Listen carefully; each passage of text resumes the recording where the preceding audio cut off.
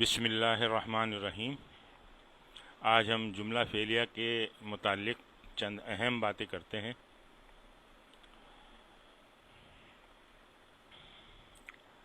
جملہ فعلیہ کی ابتدا ہمیشہ صیغہ واحد سے ہوتی ہے اگر فاعل اسم ظاہر ہو، یعنی جملہ فعلیہ جیسے کہ ہمیں علم ہے کہ فعل سے شروع ہوتا ہے وہ جملہ فعلیہ ہوتا ہے، اور جو اسم سے شروع ہوتا ہے وہ جملہ اسمیہ ہوتا ہے۔ تو جملہ فعلیہ ظاہر فعل سے شروع ہوگا، لیکن اس میں ایک کنڈیشن یہ ہے کہ وہ صیغہ واحد سے شروع ہوگا اگر اس کا فاعل اسم ظاہر ہو۔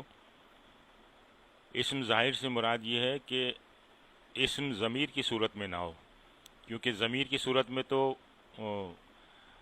فاعل جو ہے وہ فعل کے ساتھ متصل ہوتا ہے۔ اس کی مثال دیکھیں، دخل المعلم، لیکن یہاں المعلم اسم ظاہر ہے اور یہ فاعل کے طور پہ آ رہا ہے، اس لیے کہ یہ رفع حالت میں یا یہ میم کے اوپر پیش ہے، تو یہ دخلہ یہ پہلا صیغہ واحد مذکر غائب کا پہلا صیغہ اس میں استعمال ہوا ہے۔ اب یہ معلم اگر تثنیہ بھی ہے تب بھی یہی صیغہ استعمال ہوگا، دخل المعلمان، اور اسی طرح سے اگر یہ جمع ہے، فاعل جمع بھی ہے تب بھی یہ واحد کا صیغہ استعمال ہوگا، دخل المعلمون۔ یہاں پہ معلم داخل ہوا، دو معلم داخل ہوئے، اور دخل المعلمون سارے معلم داخل ہوئے۔ اچھا، المعلم یہ دیکھیں مذکر ہے تو یہ صیغہ پہلا صیغہ یہ مذکر کا صیغہ ہے، تو یہ مذکر، تو اگر اس کی جگہ اگر مؤنث ہو تو فاعل اگر مؤنث ہے تو صیغہ بھی مؤنث والا استعمال ہوگا۔ مثال کے طور پہ کتبت معلمتن، یہ دیکھیں معلمتن مؤنث ہے تو کتبت چوتھا صیغہ استعمال ہوا ہے، تو فعل کا جو صیغہ ہے وہ جنس کی مناسبت سے استعمال ہوگا۔ یہاں دیکھیں دوسری مثال دیکھیں، کتبت معلمتان، کتبت معلماتن، ایک معلمہ نے لکھا، کتبت معلماتو، کتبت معلمتان دو معلمات نے لکھا، اور کتبت معلماتن بہت ساری معلمات نے لکھا۔ اچھا، اس میں بھی ایک استثناء ہے، اسم ظاہر غیر عاقل کی جمع مکسر ہو تو فعل عموماً واحد مؤنث ہوتا ہے۔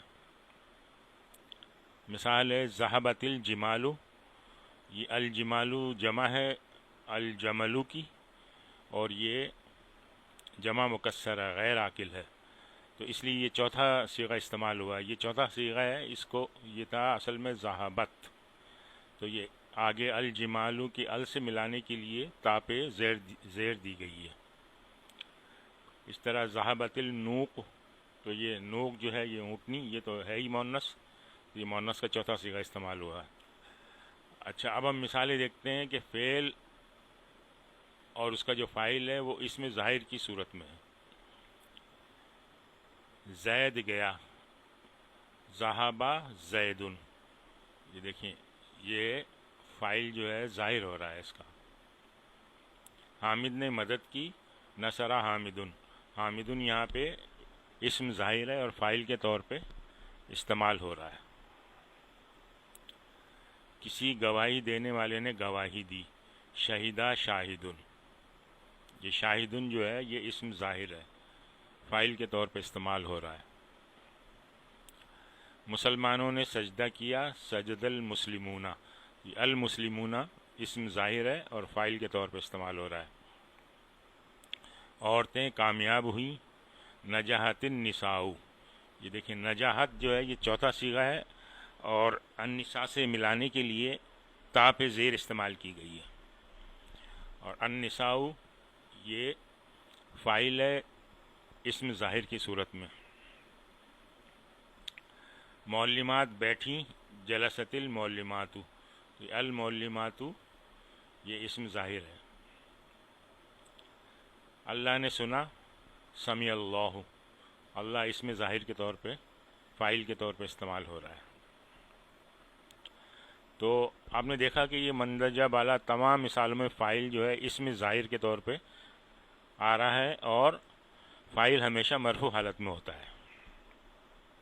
تو آپ دیکھیں یہ سارے حالت مرفوع میں، زیدن یہ حالت رفع میں، حامدن، شاہدن، المسلمون یہ واو اس کی نشانی ہے حالت رفع کی، النساء، المعلمات، الف اور تا یہ پیش کے ساتھ اس کی نشانی ہے. اس طرح سے یہ سمیع اللہ میں اللہ حالت رفع میں ہے. وہی تمام چیزیں اس میں کام آ رہی ہیں جو ہم نے اسم کے اسباق میں پڑھی تھی، بالکل شروع کی جو سلائڈز تھیں. اچھا جی، اب فاعل اگر ضمیر کے طور پہ ہو تو فعل کے ساتھ اس کی اب مثالیں دیکھتے ہیں. اس نے مارا، ضربہ، اس کا فاعل اسی کے اندر چھپا ہوا ہے. ہوا، ان سب مذکروں نے مدد کی، نصرو، اس کا فاعل واو ہے اور یہ ہم کی طرف اشارہ کر رہا ہے. تو جتنے بھی یہ فعل کے صیغے ہیں یہ ان ساروں میں یہ ضمیر کی مثالیں ہیں. فاعل کے طور پہ یہ تمام صیغے استعمال ہوں گے. اس ایک مؤنث نے پڑھا، قرات، یہ چوتھا صیغہ ہے. اس میں ہیا جو ہے وہ پوشیدہ ہے، اور یہ جو تا ہے یہ تاء تانیث کہلاتی ہے، یعنی یہ نشانی ہے مؤنث کی. تم دو مذکروں نے پیا، شریب تما، اس میں تما جو ہے وہ فاعل ہے ضمیر کی صورت میں. تم سب مذکروں نے ظلم کیا، ظلم تم، تم اس میں فاعل ہے انتم کے طور پر. تو ایک مؤنث بیٹھی، جلستی، یہ تا جو ہے یہ اس میں فاعل ہے. اور اسی طرح سے ہم داخل ہوئے، دخلنا، تو نا اس میں فاعل ہے. تو یہ دیکھیں آپ نے مندرجہ بالا تمام مثالوں میں فاعل یا تو چھپا ہوا ہے یا ضمیر کی صورت میں، یعنی یہ تمام جو 14 کے 14 صیغے ہیں گردان کے، یہ وہی استعمال ہو رہے ہیں اگر فاعل ضمیر کی صورت میں ہے یا چھپا ہوا ہے. اچھا، اب اس میں مفعول کی مثالیں دیکھتے ہیں جملہ فعلیہ میں. اللہ نے زمین کو پیدا کیا، خلق اللہ الارض. اب اس میں دیکھیں کہ ہم نے شروع میں بھی دیکھا تھا کہ اس کی ترتیب اس طرح ہوتی ہے کہ پہلے فعل، جملہ فعلیہ میں پہلے فعل آتا ہے، اس کے بعد فاعل اور اس کے بعد مفعول. تو یہاں خلقہ جو ہے فعل ہے، اس کے بعد اللہ جو ہے فاعل ہے، اور اردا جو ہے یہ مفعول ہے، حالت نصب میں ہے. یہ دیکھیں اللہ نے مومنوں سے وعدہ کیا، وعد اللہ المومنین، مومنین یہاں پہ مفعول ہے اور یہ حالت نصب میں ہے، اور اس کی نشانی یہ یا ہے. جمع مذکر سالم نے ہم نے پڑھا تھا، یہ المومنون حالت رفع میں، المومنین اور المومنین یہ حالت نصب اور جر میں. تو اب یہ دیکھیں، اب یہاں یہ دیکھیں کہ جملے کی ساخت سے یہ پتہ چل رہا ہے کہ المومنین حالت جر میں نہیں بلکہ حالت نصب میں، اس لیے کہ جملہ فعلیہ ہے اور اس کا فاعل اللہ آ چکا ہے. اب اس کا مفعول ہی آنا ہے، تو یہ مفعول حالت نصب میں ہوتا ہے. تو اس لیے یہاں اس جملے کی ساخت سے یہ پتہ چل گیا کہ المومنین حالت نصب میں ہے، نہ کہ حالت جر میں. حامد نے محمود کی مدد کی، نصرہ حامد محمودن، محمودن یہاں پہ مفعول ہے. زید نے دو لڑکوں کو مارا، ضربہ زید ولدین، ولدین یہاں پہ مفعول ہے. میں نے قرآن پڑھا، قرأت القرآن، دیکھیں یہ صیغہ استعمال ہوا ہے قرأتو، میں نے، یہ تو جو ہے اس میں فاعل ہے اور القرآن مفعول ہے. ہم نے قرآن سنا، سمعنا القرآن، یہاں بھی دیکھیں صیغہ استعمال ہوا ہے اور القرآن جو ہے یہ یہاں پہ مفعول ہے. اللہ نے آسمانوں اور زمین کو پیدا کیا، خلق اللہ السماوات، یہ سماواتی جو ہے یہ حالت نصب میں ہے. ہم نے پڑھا تھا کہ جمع مؤنث سالم میں حالت نصب اور حالت جر جو ہے اس پہ جو الف اور تا جو آخر میں آتا ہے تو تا پہ زیر ہوتی ہے دونوں صورتوں میں، اور یہ پھر واو عطف کا ہے، اور الارض یہ مفعول ہے، یہ معطوف علی سماوات ہے. تو اس میں یہ دیکھیں کہ آپ مفعول ہمیشہ منصوب ہوتا ہے. اچھا، اب ہم دیکھتے ہیں کہ فعل، فاعل اور مفعول. اچھا، یہ جو مفعول ہے اس کا جو اصل ٹیکنیکل نام ہے وہ مفعول بہی ہے. تو فعل، فاعل اور مفعول بہی کے استعمال کے بارے میں چند اہم باتیں، یعنی انہی کا اعادہ ہے جو ہم پہلے دیکھ چکے ہیں. ابھی دیکھتے ہیں اس میں. دیکھیں، اگر فاعل ظاہر ہے تو پہلا یا چوتھا صیغہ استعمال ہوگا. یعنی اگر فاعل ظاہر ہے تو اس کے لیے ہمیشہ آپ یا تو پہلا صیغہ استعمال کریں گے یا چوتھا صیغہ استعمال کریں گے. باقی میں تو فاعل جو ہے، باقی جو جتنے صیغے ہیں ان سب میں فاعل اسی کے ساتھ اٹیچ ہوتا ہے. یہ پہلا اور چوتھا صیغہ ایسا ہے کہ جس میں یا تو اس کے ساتھ چھپا ہوا ہے یا اس کا فاعل جو ہے وہ ظاہر ہو جائے گا. تو اگر ظاہر ہے تو پہلا یا چوتھا صیغہ استعمال ہوگا. وہ ڈیپینڈ کرے گا کہ مذکر ہے یا مؤنث ہے. اگر مذکر ہے تو پہلا صیغہ، اگر مؤنث ہے تو چوتھا صیغہ. دیکھیے، جا حامدن، یہ پہلا صیغہ ہے. یہاں پہ حامد ظاہر ہو گیا فاعل کے طور پہ. اور خرجت فاطمتو، یہ فاطمہ مؤنث ہے تو اس لیے یہاں خرجت چوتھا صیغہ استعمال ہوا ہے. دوسری اہم بات، اگر فاعل ظاہر ہے اور مفعول بہی بھی ظاہر ہے تو مفعول عام طور پر فاعل کے بعد آئے گا. یہ جو جملہ فعلیہ کی جو عام ساخت ہے، عام ترتیب ہے، یہ اس کے متعلق ہے. پہلے فعل آیا، اس کے بعد فاعل آیا، اس کے بعد مفعول بہی آیا. نصرا حامد زیدن، دیکھیں وہی ترتیب ہے. پہلے فعل، اس کے بعد فاعل حامد، اس کے بعد زیدن مفعول. حامد نے مدد کی زید کی. اچھا، اگر فاعل ضمیر کی صورت میں ہے تو فعل سے متصل ہوگا، یعنی صیغے کی صورت میں آئے گا. ٹھیک ہے، جیسے نصرو، ان سب نے مدد کی. نصرتا، تو نے مدد کی. نصرنا، ہم نے مدد کی. یہ سارے صیغے ہیں. اگر فاعل ظاہر ہے اور مفعول بہی ضمیر کی صورت میں ہو تو مفعول فعل کے ساتھ متصل ہوگا، یعنی فاعل سے پہلے آئے گا. جیسے ضربہ کا زیدن، تو یہ کا جو ہے یہ اس کے ساتھ متصل ہو جائے گا فعل کے ساتھ، اور پہلے آئے گا اگر ضمیر کی صورت میں ہے. اور زیدن فاعل ہے، یہ بعد میں آئے گا. ضربہ کا زیدن، زید نے تجھے مارا. اس طرح نصرنی حامدن، یہ یا اس میں جو ہے مفعول ہے. حامد نے مدد کی میری.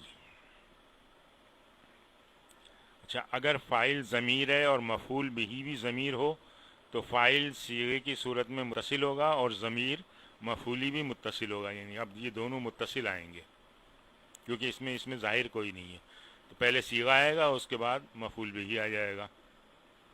جیسے رائتو، یہ رائتو صیغہ ہے آپ کا 13واں صیغہ ہے، اور اس کے بعد ہو اس کے ساتھ ضمیر اٹیچ ہو گئی. تو میں نے دیکھا اس کو. نصرتما ہننا، تم دونوں نے مدد کی ان سب عورتوں کی. تو یہ امپورٹنٹ اور اہم سلائیڈ ہے، اور اس سے کنسیپٹ جو ہے وہ فعل کا اچھی طرح واضح ہوتا ہے. مختلف اردو سے ترجمہ کرنے کے لیے اس کو اچھی طرح سمجھ لیں تو پھر اس میں ترجمہ کرنے میں اور سمجھنے میں ہمیں آسانی ہوگی. مزید مثالیں دیکھتے ہیں اس میں ظاہر اور اس میں ضمیر کی. دیکھیں، اس نے مدد کی، اس میں فاعل جو ہے مستتر ہے. مستتر کا مطلب ہے چھپا ہوا. تقدیر ہوا، یعنی اس کو ایسٹیمیٹ کیا ہے ہم نے، اس کا اندازہ لگایا ہے کہ وہ ہوا ہے. تو یہ صیغے کی صورت میں آ جائے گا نصرہ، اس نے مدد کی. جملہ مکمل ہے یہ. اس نے اس کی مدد کی. اب یہاں پہ مفعول بھی آ گیا. یہ پہلا اس ہے، یہ فاعل ہے، اور یہ دوسرا اس ہے، یہ مفعول ہے. مدد کی. تو اب اس میں کیا ہے، فاعل مستتر ہے وہ یہ تقدیر ہوا، اور مفعول جو ہے ضمیر کی صورت میں ہے. تو نصرہ، اس نے مدد کی اس کی. اس نے حامد کی مدد کی. اس میں فاعل چھپا ہوا ہے اور مفعول جو ہے یہ اس میں ظاہر کی صورت میں ہے. فاعل مستتر ہے، تقدیر ہوا، مفعول جو ہے وہ اسم ظاہر ہے، تو نصرہ حامدن، اس نے مدد کی حامد کی، حامد نے اس کی مدد کی۔ اس میں فاعل جو ہے اسم ظاہر ہے اور مفعول اسم ضمیر ہے، تو نصرہ حامدن یہ مفعول ہے اور حامدن فاعل ہے۔ لڑکے نے لڑکے کی مدد کی، نصرہ ولدو ولدا، یہ پہلا ولد جو ہے یہ فاعل ہے اور دوسرا ولد مفعول ہے۔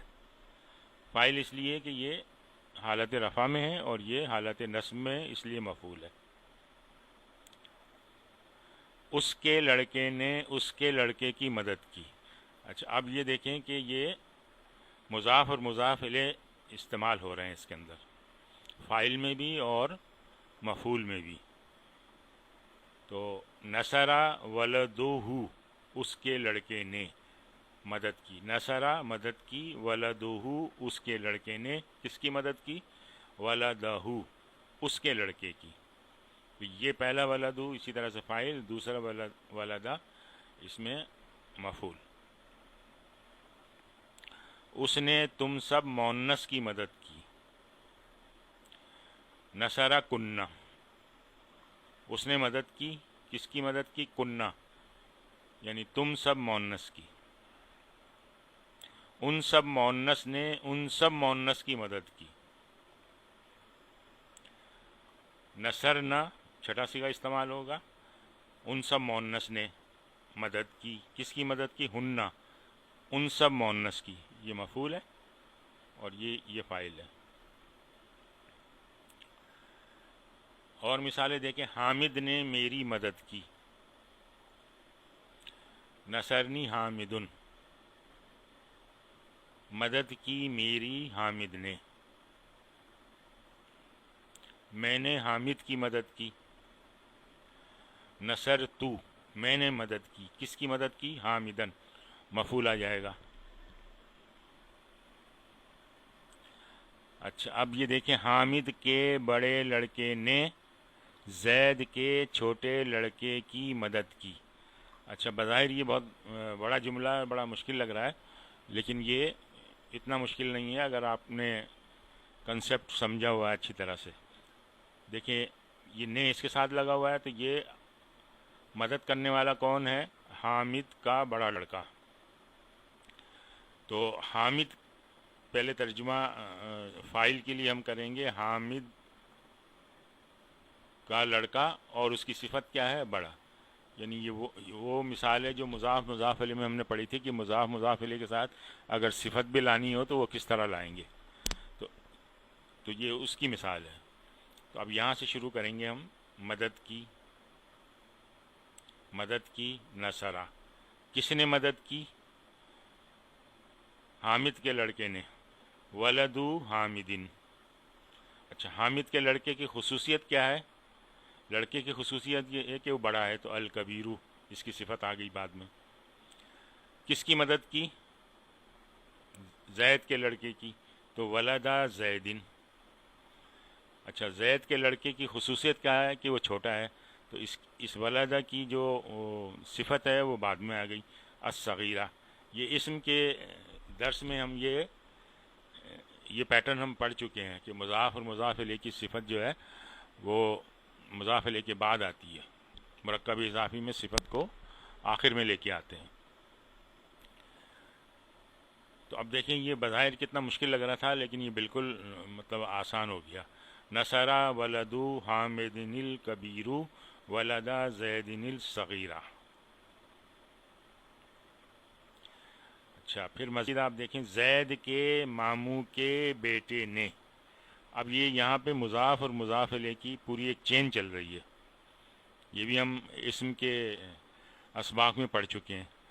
حامد کے چچا کی بیٹی کی مدد کی، یعنی اب اس میں مضاف اور مضاف الیہ کی ایک چین چلے گی، فاعل کے طور پہ اور مفعول کے طور پہ۔ لیکن نصرہ ابنو خالی زیدن، تو ابنو یہاں پہ فاعل ہو گیا اور پھر یہ مضاف مضاف الیہ اور پھر یہ مضاف اور مضاف الیہ، اس کی چین چل رہی. یہاں اس کے بعد بنتا، یہ مفعول شروع ہوا تو بنتا امن حامدن، حامد کے چچا کی بیٹی کی. یعنی ترجمہ اس طرح ہوگا، مدد کی، کس نے مدد کی؟ یہاں سے ترجمہ شروع کریں. زید کے ماموں کے بیٹے نے کس کی مدد کی؟ حامد کے چچا کی بیٹی کی. ہم نے زید کے ماموں کے بیٹے کی مدد کی. اب یہاں ضمیر کو لے کے آ گئے فاعل کے طور پہ. تو نصرنا، ہم نے مدد کی، کس کی مدد کی؟ اب یہ مفعول آ گیا، ابنا، بیٹے کی. بیٹا کس کا ہے؟ خال زیدن، ماموں کا بیٹا ہے، ماموں کے بیٹے کی، زید کے ماموں کے بیٹے کی. ذہین طالب علم نے محنتی طالب علم کی مدد کی. نصرت طالب الذکی الطالب المجتہدہ. اس میں یہ نصرہ کے بعد جو پہلا الطالب ہے یہ فاعل ہے اور یہ اس کی صفت ہے. پھر دوسرا یہ ہے الطالبہ، یہ مفعول ہے اور المجتہدہ اس کی صفت ہے. اب کچھ مثالیں دیکھتے ہیں عربی میں ترجمہ کرنے کی. مسلمانوں نے گائے کو ذبح کیا اور اس کا گوشت کھایا. اب دیکھیں بظاہر یہ لمبا سا جملہ اور ذرا مشکل لگ رہا ہے، لیکن اگر ہم اس کو عربی کی اسلوب کے مطابق اس کی ترتیب کو بدل دیں گے تو ہمیں اس کا ترجمہ کرنے میں آسانی ہوگی. ترجمے میں آسانی کے لیے جملے کی ترتیب کو عربی اسلوب کے مطابق بدل دیں، یعنی فعل کو پہلے لائیں، فاعل اور مفعول کو بعد میں. دیکھیں اس کو ہم نے لکھا ذبح کیا، یہ فعل ہو گیا. کس نے ذبح کیا؟ مسلمانوں نے، یہ فاعل ہو گیا. کس کو ذبح کیا؟ گائے کو، تو یہ مفعول ہو گیا. یہاں ایک جملہ ختم ہو گیا. اچھا، اور استعمال ہوگا تو یہ عطف، اور اس کے بعد کھایا انہوں نے تو یہ فعل اور فاعل ہو جائے گا، اور کیا کھایا؟ اس کا گوشت، تو پھر یہ مفعول ہو جائے گا. تو اب یہ دیکھیں، یہ فعل ہے، اس کے بعد فاعل ہے، یہ مفعول ہے، پھر یہ فعل ہے اور یہ فاعل اس کا ضمیر کی صورت میں ہے، اور پھر یہ مفعول ہے. تو اب اس طرح سے جو ہے اب اس کا ترجمہ کرنا آسان ہو گیا. دیکھیں ذبیحہ، ذبح کیا. کس نے ذبح کیا؟ المسلمون، مسلمانوں نے. کس کو ذبح کیا؟ اب مفعول آنا چاہیے. البقرۃ، گائے کو. ذبح کیا مسلمانوں نے گائے کو. پھر دوسرا جملہ وا اکلو. اچھا، اب یہاں پہ جو فعل آئے گا وہ اس فاعل کی مناسبت سے آئے گا. یہ جمع ہے تو یہ فعل بھی جمع ہوگا. اگر یہاں پہ واحد ہوتا تو یہ فعل بھی یہاں پہ واحد ہوتا. اگر یہ تثنیہ ہوتا تو یہ فعل بھی یہاں پہ تثنیہ ہوتا. تو اب یہ چونکہ جمع ہے تو یہاں بھی جمع ہوا. اکلو، اور انہوں نے کھایا. کس کو کھایا؟ لحمہا، اس کا گوشت. اب یہ ہا کی ضمیر اس لیے استعمال ہوئی ہے کہ بقرہ جو ہے وہ مؤنث ہے. تو اب یہاں آپ یہ دیکھیں کہ کتنی آسانی سے اس کا ترجمہ ہو گیا. دوسری مثال دیکھیں، دو چور گھر میں داخل ہوئے اور انہوں نے مال چرایا. تو پہلے یہ فعل ہے، اس کو لائیں گے، اور کون داخل ہوئے؟ دو چور، اور پھر اس کو عطف کریں گے اس جملے کے ساتھ. تو دخلا سارقان، داخل ہوئے دو چور. کہاں داخل ہوئے؟ فی البیتی، گھر میں. اور یعنی واہ، کیا کیا انہوں نے؟ سرقہ، ان دونوں نے چرایا. کیا چرایا؟ المالا. تو دخلا سارقان فی البیتی و سرق المالا. دو چور گھر میں داخل ہوئے اور انہوں نے مال چرایا.